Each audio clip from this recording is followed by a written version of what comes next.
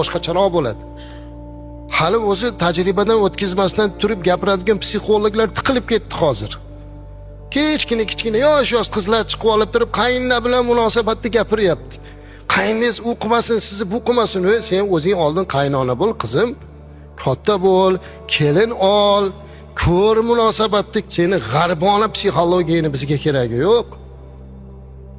Qaynonani kelin bilan munosabatida aralashishga haqqi yo'q deyapti. Qani bunda bizni millatligimiz, qani bizni o'zbekchiligimiz, qani bizni kanvoyi onalarimiz u o'zini kelini yoqda tursin, qo'shnini keliniga ham aralashgan. Sal noto'g'ri harakat qilsa chaqirgan, "Ey bolam, bu yoqqa keling, qizim, nima bo'lyapti sizga? Nima eshigingizni supurmayapsiz? Nimaga o'zingiz yurish turishingiz boshqacha?" Ha, xo'p deyilgan. Ana bunaqa qilish kerak. Shuning uchun men bugun aytayapmanki, mana yoshlarga ehtimol hozir siz bu gaplarni tushunmassiz.